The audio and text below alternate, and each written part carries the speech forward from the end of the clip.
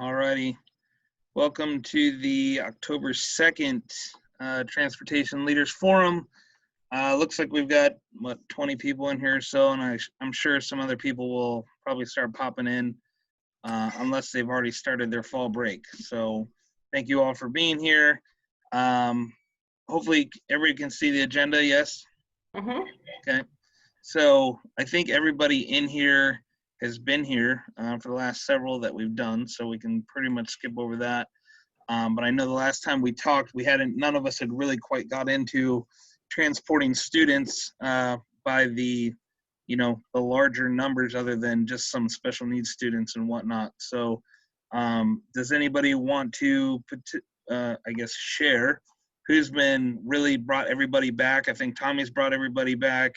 I don't know about Scottsdale or Dysart or Levine. I see a no. So, who's ready to come back or who has started students back? Anybody want to share? We brought started all of our students back. You did bring everyone back, Karma? Yeah. Are you guys doing hybrid or 5 day a week right now? They're doing 5 day a week. We have noticed that we had the thing about sitting two to a seat for the kids. A lot of parents have opted for the distance learning and keeping their kids at home. We haven't had 1 day overcrowding on the buses where we had to go back and pick up kids to adhere to that two to a seat. Just 1 day. So your plan was to do two to a seat and then double back if you had additional riders that needed transportation? Correct. Okay. We started hybrid and I was able to drop some of the routes because we're still so short drivers, but the highest number of kids we've taken on a bus since September 16th is 21. My elementary routes, like the route I'm driving, my highest is 9 kids. I have some buses that still haven't taken kids to school yet. They're doing the routes, but no one's riding. Yeah. So, I mean, I've got one school that's 2 buses are taking 3 kids apiece. Now, our district's talking, we're going to start discussing coming back 5 day at the end of October. But we're just not seeing ridership at all anywhere. And we're back 5 days for all but 2 grade levels, our highest 2 grade levels, 7th and 8th. After break, we'll bring everyone back 5 days. And I think that's when that ridership I anticipate will be the highest, but elementary ridership has been, I would say 12 or less, some just a handful. So middle school's been in the 20s. Middle school has been in the 20s, but elementary, we're lucky to hit the teens. Yeah, it'll be interesting for us because as Shannon said, we took all of our flex learning and digital academy students out and also surveyed parents a couple times based on if they needed the bus or not. So we emailed everybody their information, bus route information. So we got a lot of response back in email saying the kid wouldn't ride the bus or would need it after fall break. So our highest potential that we're going to see is like low 50s. But we also, those are middle school numbers, and our district's actually going to start athletics here at the end of October.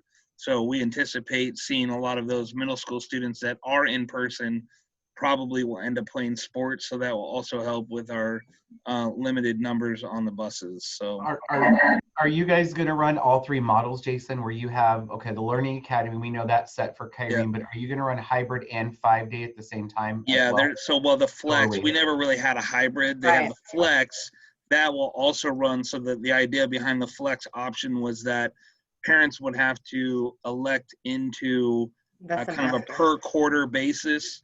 So everybody who didn't transition back to the classroom this past 3 weeks will now be committed to flex for quarter 2. Their next option to come back to classroom will be in January. So we were able to, with that and doing so, we were able to compress 11 routes. And that was actually the shortage that we had was 11 drivers. So we were able to fully get rid of all of those routes and push them onto other drivers. So, we'll see what that looks like. I think our intent is that as we hire new staff, that we're going to keep them as subs and really just let quarter 3 flex students that are returning back to the classroom determine how many bus routes we need to bring back online.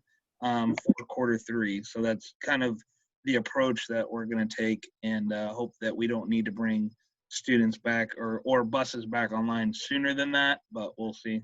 I think What we about anticipate. special needs? Are you seeing a drop in ridership on special Oh yeah, needs? 'Cause we're not. probably running. I think we just put another like dozen on the bus, 30%. but we're probably about maybe a third of our ridership overall of what Yeah. we've had. So it's really been, and I'll say this, and maybe I know Sandy's not in here, but you know, one of the things that I think, as much of a pain as COVID is, we've lost so many so many kids and so many staff members that it's almost inadvertently helping us get through this year, because we're able to get creative and compress routes and do things creatively and not have as many students, that we're able to kind of, just fight through our staffing issue Kind of fill the gap, yeah. at the end of the year.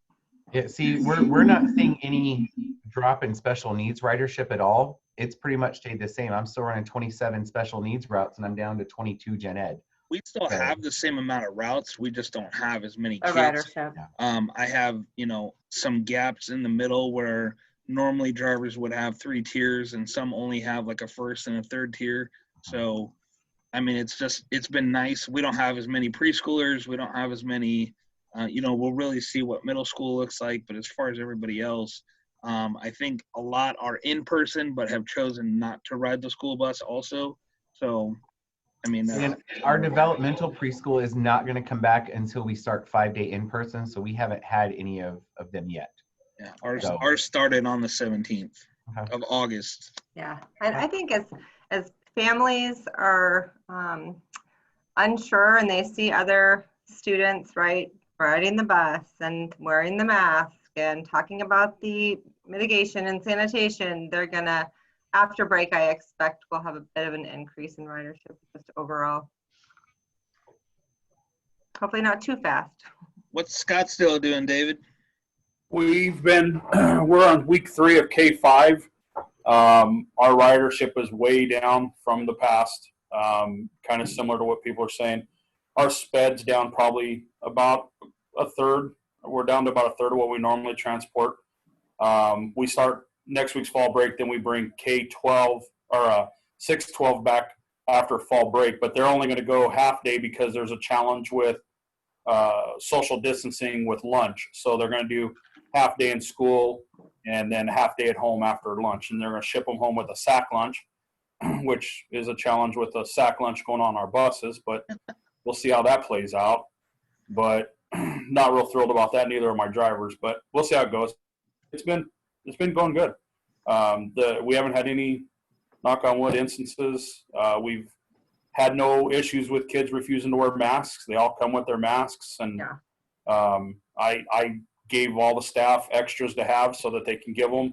I haven't replenished anything because kids are showing up with them, so it's going well. Hey, Dave, with the lunches, we're doing the same. What we've asked is that they put them in their backpack if it'll fit.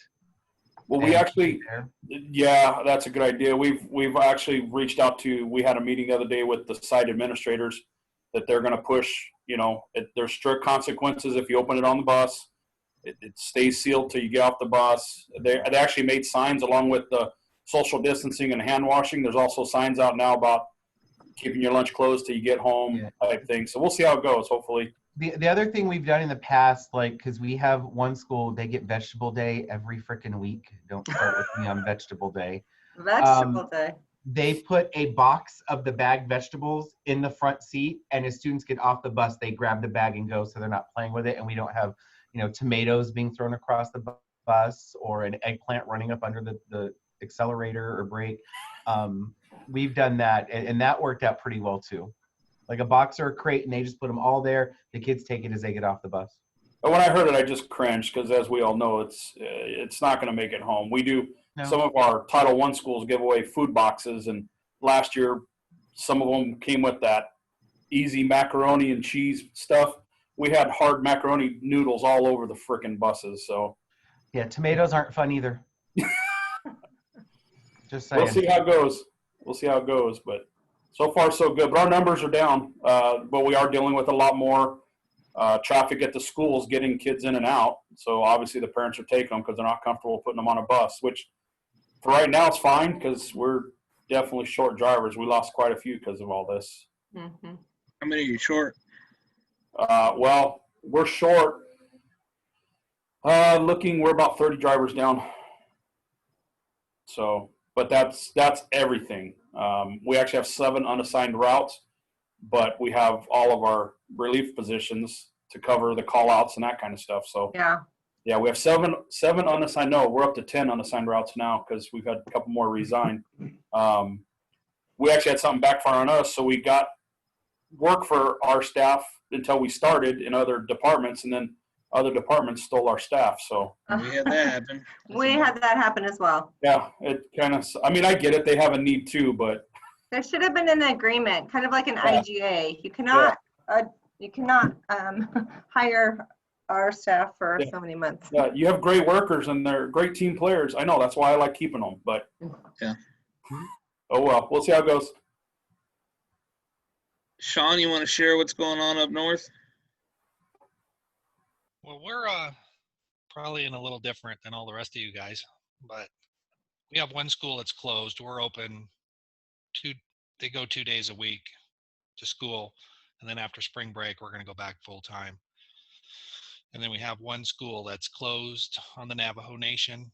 The president closed the whole Navajo Nation schooling down until after January. But so that gives me 5 extra drivers to drive in town. We're averaging about, 14 or 15 per route. So, and we're doing sped routes and our Navit routes, and it's going real well. I'm pretty surprised. I've only lost one driver in this whole thing, so I'm down one, but we have one in training, so we'll be all right. Nice. So we're sitting them 1 per seat. So Wow. they have an assigned seat. They get on. They know exactly where they're going, and it's remarkable that they're wearing their masks. They're sitting in their seats. I mean, we haven't had one issue. They want to be back, you guys. They're tired of being at home too. Right. Well, and the littles are so excited to show you what's on their mask. Right. I mean, we've had to remind them when they get on the bus, hey, where's your mask? Oh, it's right here. But there's been no fighting, no arguing about I'm not going to wear it at all. It's been the easiest transition for us at least. Being in week 3, we keep adding students every day. Yeah. I think it's peer pressure. They're like the other parents are saying. Yeah, they're paying attention. Yeah. So Nice. That is one of the interesting things that I think that parents, for us, because we have that flex option, that now that they're seeing, I think there's a lot that there was a deadline that they had to register or commit to coming back to school. And now that they're seeing students coming back into the classroom, they're changing their mind. And so we've seen probably, an uptick of 100 students, about 100 students in the last week or so that have said, we haven't had them on the bus. They want to come back to school. So we have to make sure that the school knows they're coming back. So we're working through that. But, that could definitely change things for us here in October, November, if they continue to let students come out of flex at will, basically, instead of holding them off until December. We kind of have the same thing. Jason and Scottsdale, we're offering. So we've always had the Scottsdale online, and then we have the distance learning, and they asked for semester commitments. So after winter break, I think our numbers will go up because we're starting to hear that there's a lot of parents that are second guessing their decision to keep the kids home. Now that they're seeing that everything's going successfully. So I think after winter break, I think our numbers. And that's going to kind of be the scary thing for us, right? I mean, we will be glad to have everybody back and kind of be a sign that things are going back to hopefully normal that they were. But if we don't have our staffing shortage closed by then, and I need to spin up 11 routes, for another 1,000 or 1,500 kids that are coming out of flex, that's, in a couple weeks, right? Because we're not really going to know what the flex numbers are for Q3 until probably the first week of December. So it doesn't leave us a whole lot of time to go plan and figure that out. Well, and we also know schools, public schools like us, they're doing whatever they can to keep kids, because we are losing kids left and right to charters that are going 5-day in person that are like, we don't care, we're going back. Right. So a lot of districts are starting to push that we have to go back 5 days to keep kids. I know a lot of our parents Enrollment's said, down. if you go back 5 days, we're going to come back, but until then, we're going over here. Yeah. So I think that's the next piece that we're going to have to deal with, is when we all decide, when our districts decide we're doing 5 days in person full time, what is our influx going to be on the bus as well? Sure. The timeline for sure. And then just reminding families that we never made the social distance commitment on the bus, but instead the masks and the sanitation, because Correct. they get a little bit confused. Correct. What are you guys seeing as far as like McKinney-Vento populations? Are those up, or what are you doing as far as those? It's been normal for us. I've got 2 on contract and 1 that we're busing within our district. Got it. I'm sorry, Karma, what was that? Was that for us? I'm sorry. Yeah, I've got 2 families. That's a total of 7 kids, but we're not in school yet, and we're transporting just those McKinney-Vento students. Patrick, when are you guys supposed to start? Well, I don't know. I looked at the numbers again from this morning. Probably not till August. Next August? Just kidding. No, we're looking at getting the board to approve a phase in where we'll just go in by grades. You know, we're not gonna be able to achieve the social distancing, so it's gonna be masks and extra cleaning.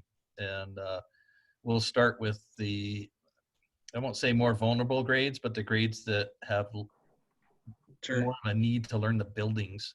So like at each break, at each school, they'll have like the first grade for that building going into that school, so they can kind of learn the layout and that.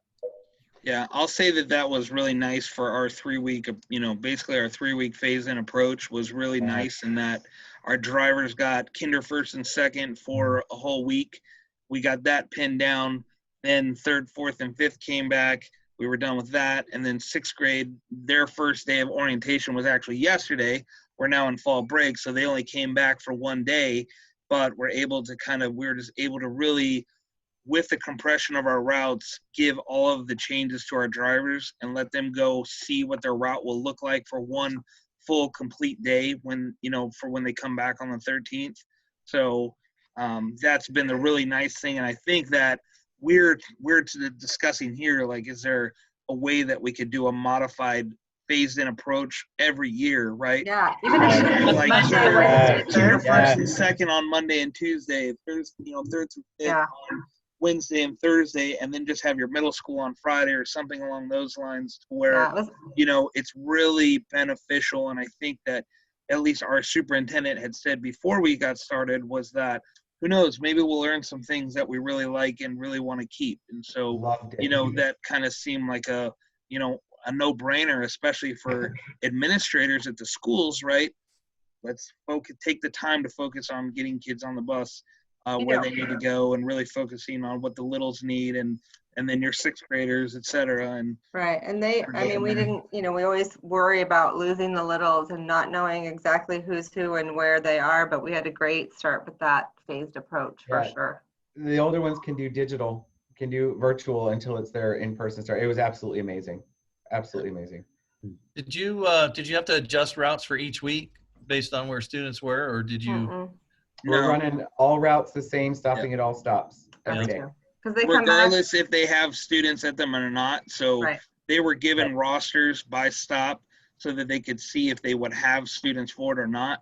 And we're going to continually tell them, even once we come back, we're not really seeing how there's not a good way to identify the flex kids that are coming back. We're just hearing about them from either parents calling in, or the school saying, hey, these kids aren't on our roster.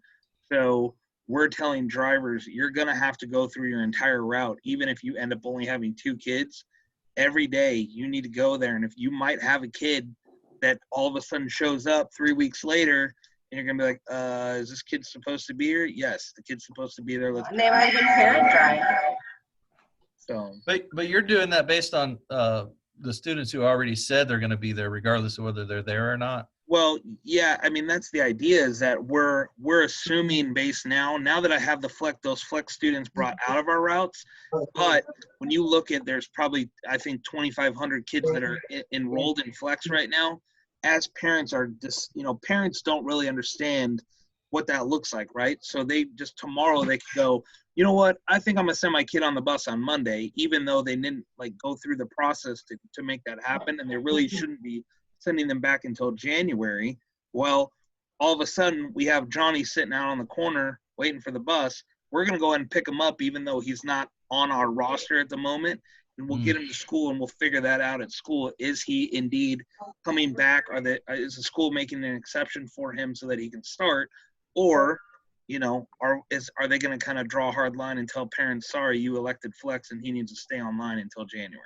You might have some riders who are eligible and have chosen to return in person, but mom has driven them for the first 4 or 5 days. So they might be at that stop. Or the first couple weeks. We've got a lot of people that have said, hey, we're going to, please keep them on the bus, but we're going to go ahead and just kind of monitor this from the time being.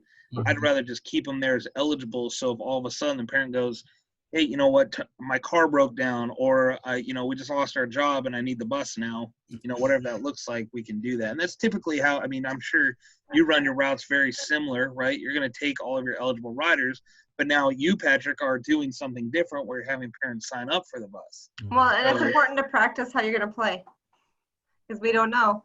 Right, exactly. So that's what we're doing. So a little transition to what have we learned now that students are on the bus? So anybody want to share? I know we've heard that the mask wearing's been pretty good. Anybody want to share just what your success stories of maybe from your staff or what you've seen personally, from either mask wearing, kids sitting where they're supposed to, the sanitation process of what we've seen as far as the Virex or the electrostatic or electromagnetic sprayers, are they working as they should and being able to really hold up to what we envisioned prior to students coming back? Anybody want to share a little bit, just share some success, right? I know there's a lot of people looking and haven't started yet, so what does that look like?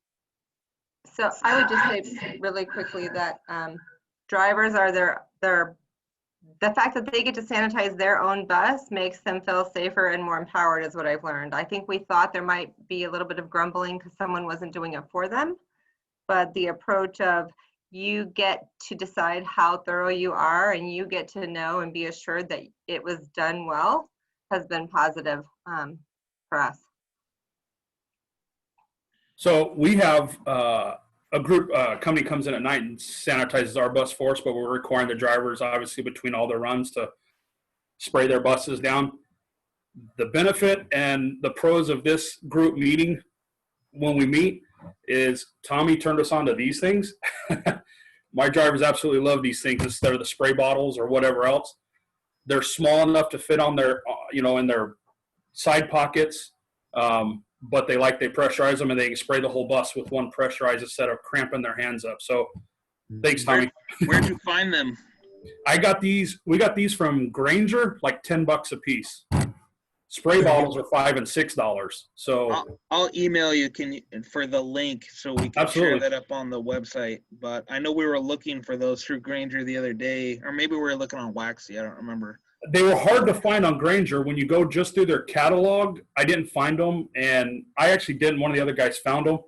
But yeah, we got these through Granger. They were like $10 a piece or something like that. Got it. But the drivers absolutely love them instead of spray bottles. We did the same thing. We got some backpack sprayers and things in from the grounds department that we were using, and they were just big and bulky and nobody liked them. So we did the same thing, went down to Granger, we bought 50 of those, and they absolutely love them. And they had them in stock too? Yeah, when Mechanics went down, we were able to get them all. Yeah, we ordered 150 of them, and we got them in 2 days. Wow. Yeah. See, and we have ours, they don't keep them in their pocket, Dave. We have a bag, a big bag that the drivers carry around. It's got that plus the sprayer for them to do like spot cleaning, and then it's got their paper towels, the disinfectant wipes, gloves, masks, everything is just in one bag that they carry to and from the bus every day. we didn't build bags. All the drivers, they built their own bags with the supplies I gave them. I didn't supply a bag. Shame on me. But Well, they I all got mine for free, so it's the only reason they got them.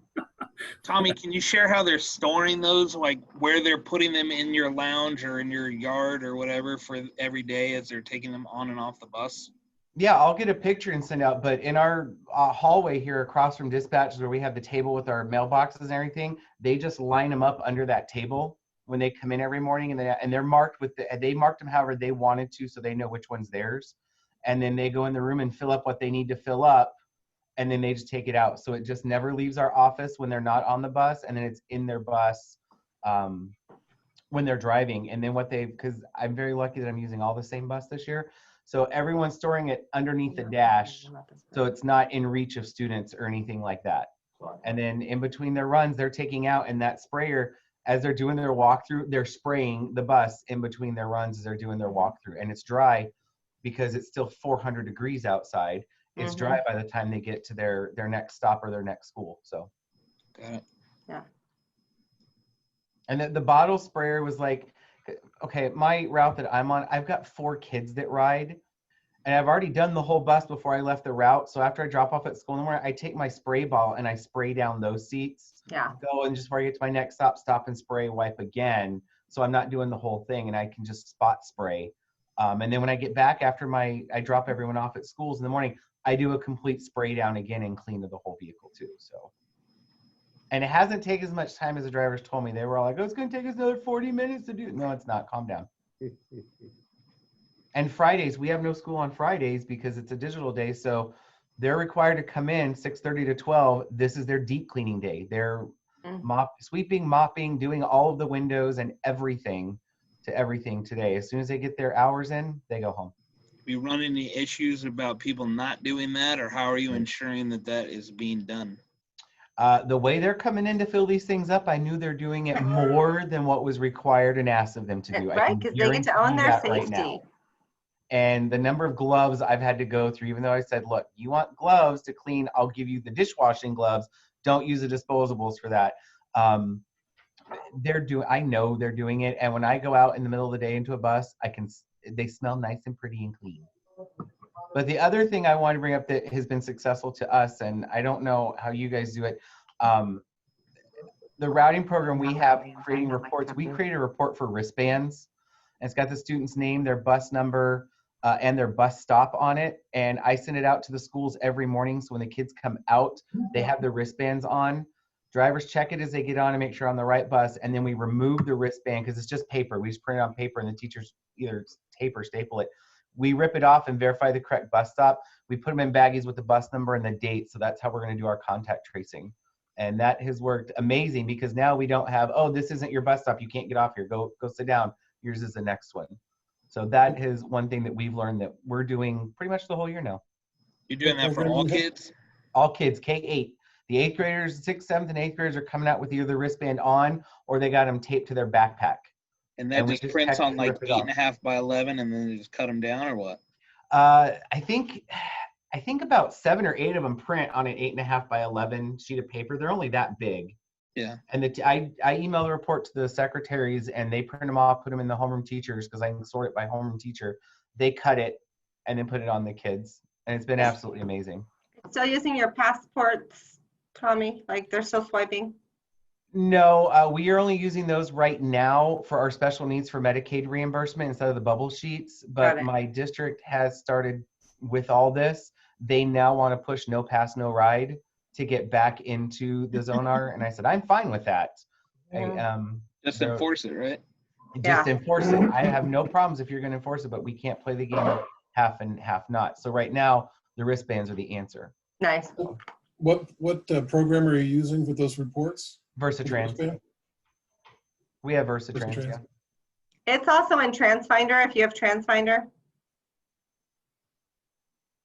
Yep. Anybody else want to share what you have learned? You know, just whether it's what you speculated before students back on the bus versus what we've actually seen? I've learned you need to talk to your special needs drivers because I'm short 13 monitors this year. So I have a lot of sped routes without monitors on them. I've learned that those drivers have not done much of anything over the last couple of years and relayed on the monitors to do everything because they're throwing a fit with 2 kids on their bus. How can I do directions and drive with 2 kids? You drove a Gen Ed with 60, but How are you getting away with your special needs department? You know, because you don't. I assume they're going by themselves. Most, you know, how are you combating IEPs that might say they need extra supervision or anything like that? I'm lucky that if the IEP says they have to have a one-on-one aid for transportation, my department is the one that hires them. Special services does, and they work for them. But what we're doing is it's musical chairs for monitors. Monitors are bouncing from this first run to this run with non-ambulatory to this third run with non-ambulatory. Right. Now. It's the biggest issue. So basically, any non-ambulatory gets the priority, It's and the everybody monitor. else doesn't matter. So if they're Non-ambulatory, then autistic, seizure behavior. prone, anything like that, the driver has to just deal with it. It's non-ambulatory to those medical needs and then behavior. Yeah.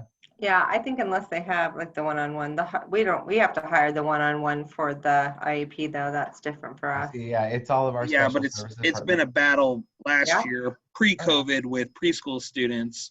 You know, we were getting basically charged that we had to have a monitor on the bus with preschool, and I'm like, I don't see why a driver can't do 4 or 5 preschool students by themselves. Quite honestly, They can. It's an unwritten rule that you kind of walk on that line, right? We have some parents that were pretty upset with it, and we explained what was going on, and we didn't have it, and they either said, okay, then fine, just have them ride the bus, or they pulled them off and they're going to take them. But and we were not getting applications. I mean, there was nothing coming in, and then all of a sudden the $300 a week went away, and we had like 30 applications. And Diane's hired 2. She's been interviewing every day and getting more and more in for monitor, just not much for driver. got it. Yeah, So we maybe don't get gaps either.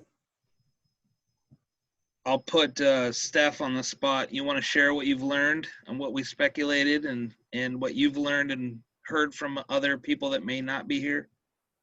You sure you want that? She's a Seattle fan. Unmute. No, you guys are all in the same situation. You're doing the best you can with what you have, and people are really creative with.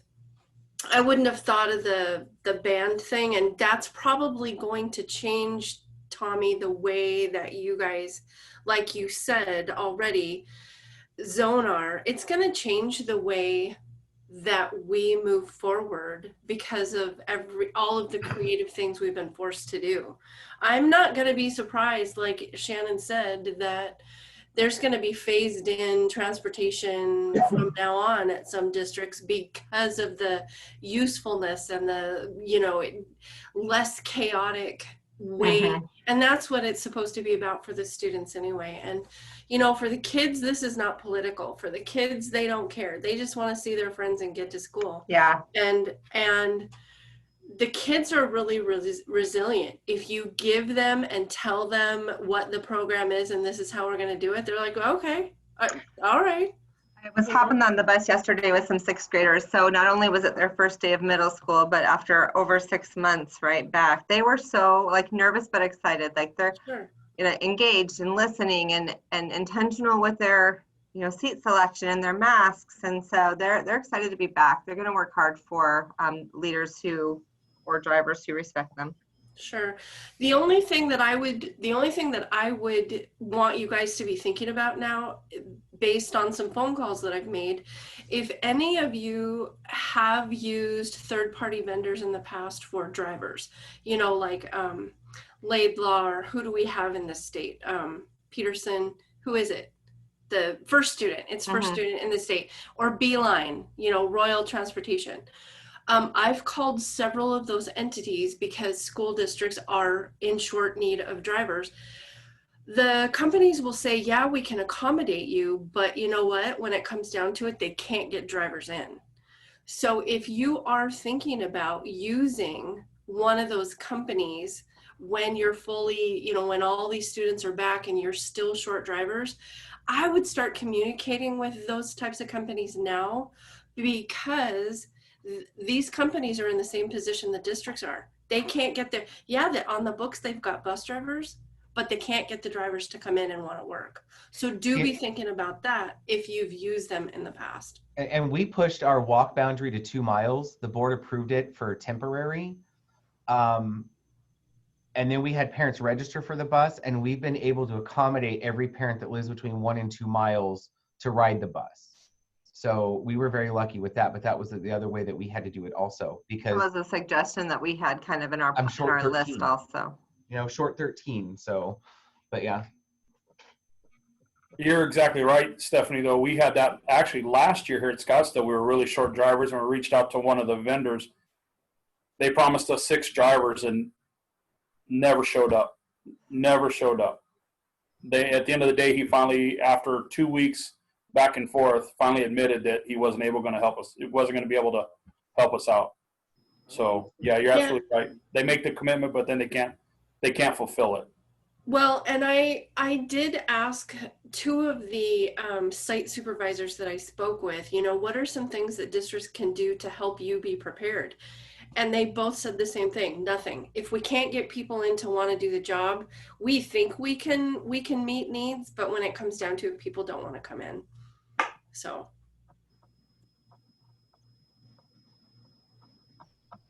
That's all I got. Awesome. Well, thank you. So on the topics of staffing shortages, anybody, I know that, you know, obviously applications are not coming in very often. What's an application look like? Yeah, right. So I think, you know, as our director's always looking like, well, what should we do? What should we be doing as far as getting out in front of people? And so just wondering, has anybody else been pressed from their leadership to, you know, how you're advertising the position and trying to get it out there to get people coming in? I know it's really difficult right now, obviously, with, you know, the unemployment rate of, you know, how much money you can get in during unemployment and whatnot.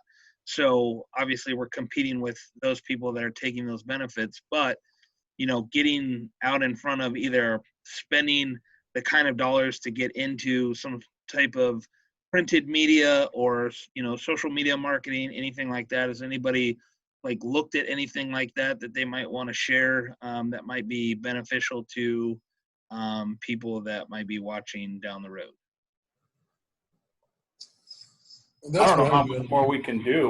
We've done social media. We've put mailers out. We handed out flyers at the end of last year, even to kids getting off the bus. Hey, if your mom has nothing to do in the daytime, here's, you know, man, we've done all kinds of things. We've done several, and we're getting ready to do another or a virtual job fair here in Scottsdale. It's gaining no traffic. And we even worked with DES or unemployment office for that. See if they could forward information to people that are collecting a check, and still nothing, no traffic. I just saw on TV the other day, lady was complaining they're cutting off her added unemployment, and now how's she going to make a living on $200? And I just wanted to reach to the TV and slap her and go to a school district. Every one of us are hiring drivers, and if I can't guarantee you anything else, I can guarantee you're going to make more than $200 in a week. I mean, it's as simple as that. But I don't know. Not easy work. That's why. Well, I think that it's not that, but I also think that a lot of people have been given a taste of 6 months of not working, and you know, that was one of the big things that we saw here, was that as our staff came back to work in August, you know, not all of them got to go drive a school bus and couldn't understand why they actually had to physically work to get paid, right? We, you know, the 3 months of closure into school was, you know, sit at home and be, quote, on call and get paid. That was a big, you know, to a lot of people, that was great. Why would you want to do anything but sit at home and get paid? So, you know, we're seeing that, but I think we can share that. How many do we have come? We had 3 weeks in a row where we did a Drive the Bus event here. Some of you may have seen it on the news. It was shared a couple times, but we had probably 7 or 8 people over the 3 weeks that came through, and we yeah, well, so we had 8 people join us to drive the bus and hear about it. We had 6 applications, and we've had 3 hires from it. So that's been working, right, better than just about anything else. But I truly think that the only reason that we're really getting exposure from it is because of the news. And so, I don't know, how frequently the news is going to pick up those types of bits, right? And so I just don't know how else to advertise it out to people that we're doing it. But our plan is to have one probably like the third Thursday of every month, just to have kind of ongoing standing appointment. And I know that it seems of the 5 or 6 that we've done now, that late afternoon seems to be on a weekday seems to be the best turnout. And so I know Steph has kind of put together a PowerPoint to I think will be shared here when the website comes up, but it's out there. And I just, from what we've experienced, morning weekdays don't work and weekend mornings don't work. But we saw when we watched Josh Crosby's out at Higley, they had a really, really good turnout. I think from theirs, that was a late afternoon, early evening on a weekday. And it just seems like people can either get out of work early or on their way home, stop by. We saw a lot of that. A lot of people that were just on their way home or, had just wrapped up work, stopped by, wanted to see what it was about, ask questions, and then move on to, headed home. They didn't have to burn a whole afternoon or a morning, coming and check it out. I have a question. Do any of you think that maybe people are gun shy to apply for a bus driving job right now because they're worried about the safety? Sure. I would say that some of the conversations we had with those 8 applicants, what do you do? What's required of me? Yeah. Is it safe, right? So they have questions, and so you have That's to exactly what I'm getting to. And because of the shutdown and the pandemic, they're looking for something a little bit more permanent because the fear that they're going to shut down. And if you listen to the news, they keep talking about the virus picking back up again. They just don't want to deal with that. They think it's ideal to come to work for the schools because a lot of them are pre-retired, but they need something a little bit more guaranteed stability. Sure. And we missed out on a couple, 2 or 3 that, they were slated to start and then decided, because of the just, how unsure everything was, they wanted to stay with their existing employer and just keep, working through it. So, we always let them know, and we can honestly say that we have not sent anybody, we haven't let anybody go because of it. We haven't, had to do that, fortunately. So, it's tried and true and, kind of stood the test of time and in a pandemic that, hey, why not come hire on? We're still hiring. Like David said, we're always hiring. So, come work. We'll find you something, whether it's driving a school bus or sitting in a school doing some work there.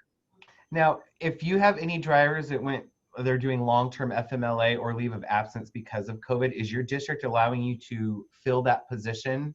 No. Like giving you another position to cover it just for the school year? No. It's an FTE that's filled until they're released of their leave benefits. So they won't even consider doing like a temporary position to cover it? No, at this point, no. Okay. We don't even have that problem. We have so many open FTEs for bus driver work. That's what I was gonna say. I've got 3. I have 2 that are on FMLA and I've got 1 that's on a leave of absence, but they gave me a temporary position for the school year for the leave of absence so I could fill it. But I still have 13 others open. And then we have the ones that they're too scared to come in, so they call in every morning, but they're posting on Facebook they're going to get coffee at Dutch Brothers or going to stay at some hotel in Prescott all weekend where they don't know anyone else has been sleeping the whole time, right? Absolutely. But 3 kids on your bus is too many to be around. So I was telling Tommy this morning, I'm fearing that once we do go back to 5 days, we're going to probably lose some more drivers because right now they're okay because it's a controlled environment. But once we go back to the 5 days and everybody comes back, I have a feeling we're going to lose some of our drivers that we have now. Yeah, I'm kind of suspecting the same thing. So I lost several at the beginning of the year that were either close to retirement or at that, and they just said, you know what, I'm not going to do it. I'm retiring. but I fully expect that when we come back full and we're going to have more students on the buses than, you know, just the 7 or 5 that we have now, I fully expect that there will be several drivers that just say, no, I can't do it. I think that's something we're going to face coming. And then you have to consider too some of the people who are actually hanging around for their benefits. If you know, if your place is giving benefits to drivers or monitors, because we give it to both. So if they can wait for that good starting point, like it's October the 2nd now, and if they quit, they still have it for the whole month. So it's a gamble in any direction. Everybody comes to the forefront saying they're ready to go, but you hear those rumors that as soon as we're starting, then a few may be leaving. So like I said, it's kind of like a gamble. I think this group should get together and make a video or a commercial that's all about advertising for the job, focusing on safety right now. If people are really worried about applying for the job because they think it's more high risk, then if there was a video that all the school districts in the state could use, and maybe it could be pushed to all the news agencies local, that says, hey, this is bus driving, and hit the benefits and the positives about the job in today's, you know, climate, that it's steady work, benefits, state benefits. This is how safe it is. See what our drivers do, and let everybody in all the districts in the state use it. I think you guys should do it. We should do it. I think that's a great idea, but you know what's starting to surface? I don't know if you guys have heard yet. Excuse me? Okay. What's starting to surface now is our drivers and monitors are starting to come in, and even some of us staff member, office workers here, we're starting to feel a little bit of allergies, itching, eye stinging, and I'm pretty sure it's from, you know, the stuff that they're spraying in the buses. And we just found out that they come and spray our offices every day. So I just kind of want to give everybody a little bit of a heads up. They've noticed that some of the screws are already getting like a little bit rusty from all the spraying. So what I've been doing every night is I've been covering or draping my computer, because we come in here and some of the papers are all curled up and stuff from when they come in to spray. You might want to protect your computers, because that spray, I'm sure, is getting into our computers and stuff. I had that situation going on a few weeks ago where they were complaining about the Vindicator. And so I had a short staff meeting with those of us that are here, and I showed them 3 different types of cleansers or disinfectants that we use. Vindicator, one from Omega Chemicals, and one from K&K Chemical, the NutriQuat. And I read them the labels. The percentages are all the same, because they were saying, "Oh, we're not going to use Vindicator because it's, you know, I'm allergic to it. I can't breathe, blah blah blah." And it's diluted form when it's mixed properly. Well, what they were doing is they weren't mixing it right, and it was coming out like bright yellow. And I'm like, no, it's supposed to be pale, basically almost like water. And so once they started doing that, the complaint stopped. And we have a distribution station, so it dispenses the exact amount for the amount of water you have in your container.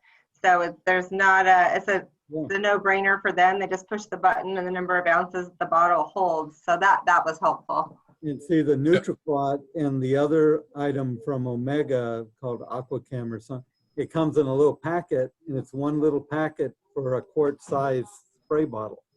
So we started using that instead of the Vindicator, and everything seems to have calmed down now. And I think, again, to finalize what I'm saying is, I'm afraid I'm going to start losing. I guess I'm just kind of got anxieties and trying to get these routes so that we're ready to go and we have enough drivers. I'm afraid that I'm going to lose drivers for that reason too, because they're getting sick, you know. So they're doing a great job. Another thing we tell our drivers is to make sure, because if there is ever a contact, they will probably pull videos, and we've got those little bags that Tommy was telling you, and they're going to be checking to see if we're doing everything necessary to protect our students as well as ourselves and our families. I don't know why they wouldn't want to, but those are the things that concern me. But I know. And I think that's something that we all seriously have to consider in the event that there is a report of positive case or even an outbreak where you have 4 or 5 at campuses and other departments. They can send people home and things can wait. If we get into that position, you know, we're in a situation where kids don't get to school. So I think that's something that we really have to keep in the back of our minds too. I'm going to speak to that a little bit. You guys probably have seen that we were on the news a few weeks ago for a student that was actually on our buses. So we talked to a little bit to that, and basically our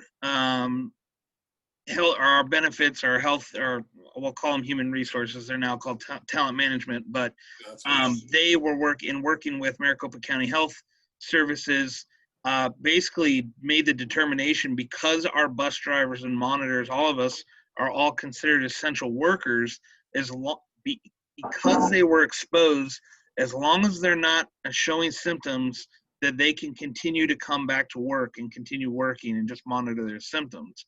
So it's encouraged for them, but not required to go get a test. But as soon as they, you know, if they were to start becoming symptomatic of, you know, the long list of symptoms, then they would be required to stay home, quarantine, get tested, and upon a negative test, they could return back to work. But that was a big, you know, kind of our first walkthrough of, well, we would have lost potentially 4 or 5 drivers and 2 monitors out of the whole situation. You know, that because we are essential workers and they were not symptomatic, they can continue working after being exposed to the positive case.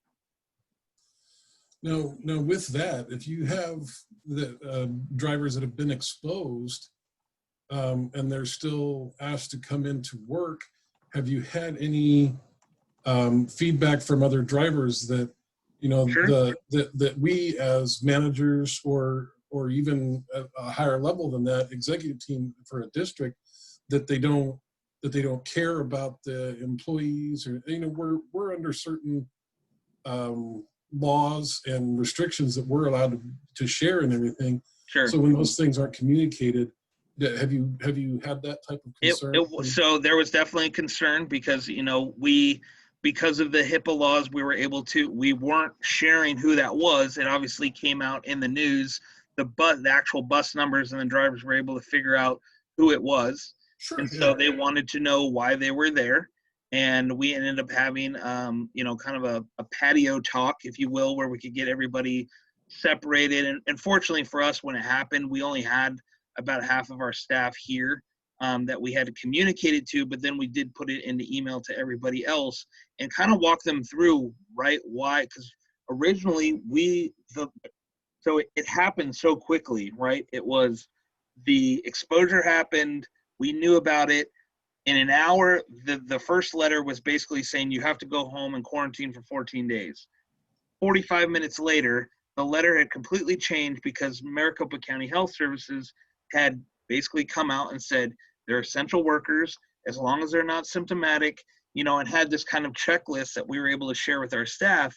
And so, you know, obviously we're going to work on these things case by case. And our district has a decision tree.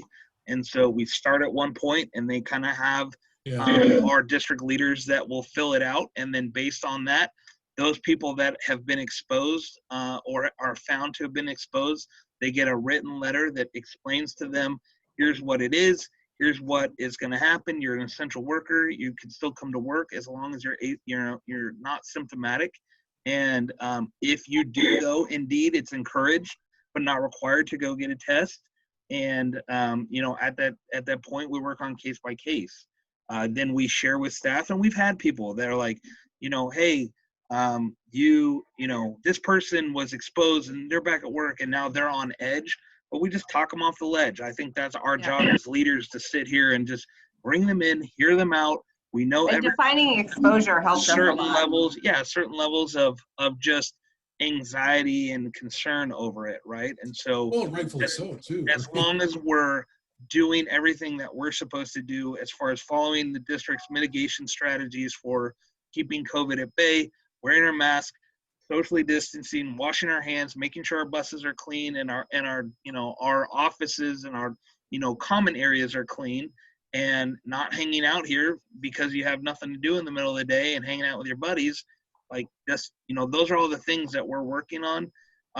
You know, fortunately, we haven't had any other cases that we know of that have come across our bus, but that's probably, you know, we have had other cases throughout the schools that have popped up here and there, but nothing that we've had to really work through in transportation.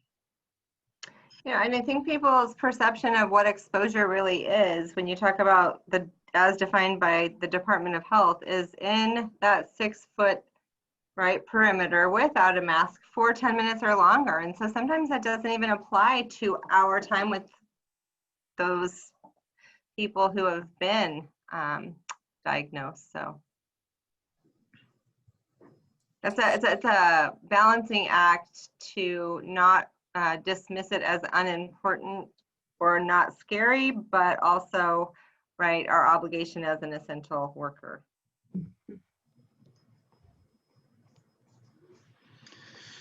All right, I think we can take maybe just a couple minutes if anybody has any open discussion or questions, and then we can wrap this meeting up for this session.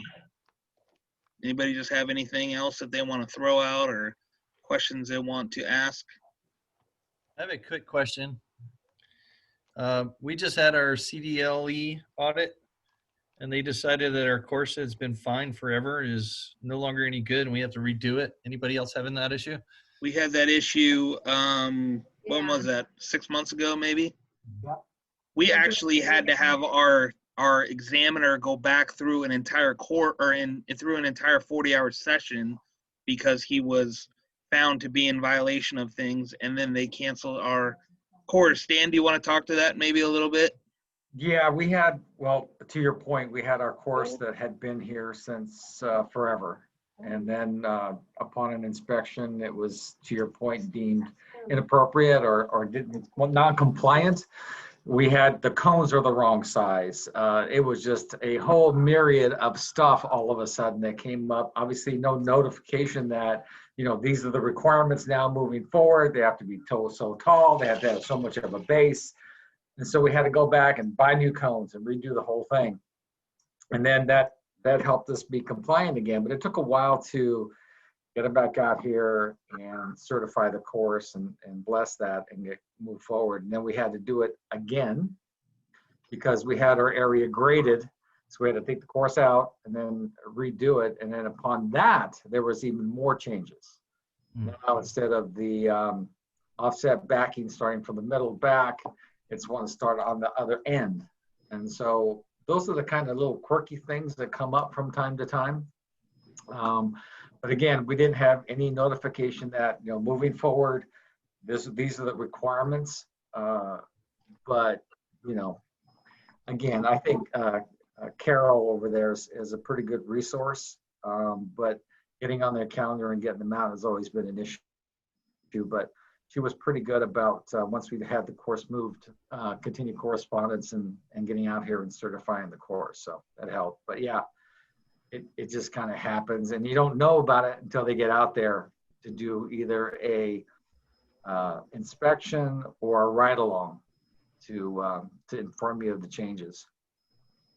I know NAU's course has been totally disqualified. They're not even going to be able to repaint their course, it doesn't sound like, to satisfy the examiner, because they have to deal with their parking services as well. And he's like, I'm not going to be able to paint these lines. And, you know, he had a little bit of overspray from, you know, where he'd sprayed his squares. Sure. seen after they put down the cones and they're like, oh, well, you can't have that. He's like, what are you talking about? It's overspray. Right. So what we have, ours is a little bit different. Ours is in the dirt. Uh-huh. So, you know, we had to use the markers there, the feathers, nail those in. And then we had to use string to designate the lines for the course. So that they signed off. So we're good to go there. But yeah, we can't paint anything. Well, and the other thing that he was saying is he looked at the course at MVD and says their course doesn't qualify based on the criteria that he was told that he has to repaint it. He's like, their own course doesn't qualify and doesn't meet the criteria. Right. Well, and can I speak to that? Sure. You can. Okay, you guys, what is it that we've been talking about for the last 18 months that's coming down the road? MAP 21. So the reason it's being delayed is because imagine 50 states having to make sure their IT computer system, their MVD system, matches up with this trainer provider registry. With that being said, this is a component of it. They are being told, hey, you guys are going to be doing more audits and you have to hold all these entities to a higher standard. So even though they've always, done spot checks, this is one of the side effects of the new guidelines. We're going to see more and more of this.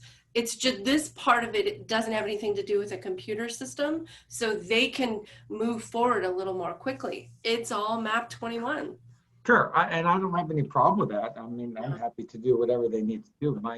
The only concern I think we have as CDL examiners is that we don't get notified until they do come out and say, all these cones are wrong. You got to go buy new ones, or how you're laid out, your carousel, or however you want to call it, is in properly lined, or whatever it is. And it's been like that forever. And then at that point, now it's a problem. So if the communication just came out, I think it'd be a lot better off.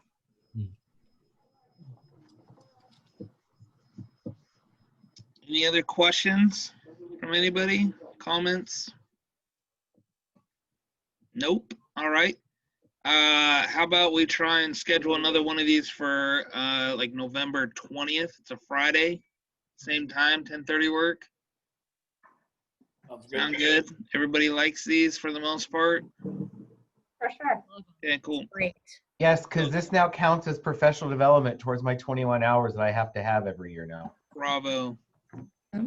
So I'll get the appointment put together. And actually what I might do, Tommy, I was thinking that since we're kind of putting this under the TAA umbrella, that I'll start sending these out from our Zoom platform through TAA. So that way we can maybe take a little bit more advantage of that. So look for it coming from a different email than myself, and we'll start running them through TAA. But Perfect. again, hopefully all of you get an opportunity to take some time for fall break. Those of you that get one, enjoy, and we will see everybody on the 20th of November. All right? Hey guys. See you later. But take care. Jason, did you get my email? I haven't checked it yet, but I'll go and double check. Let me know.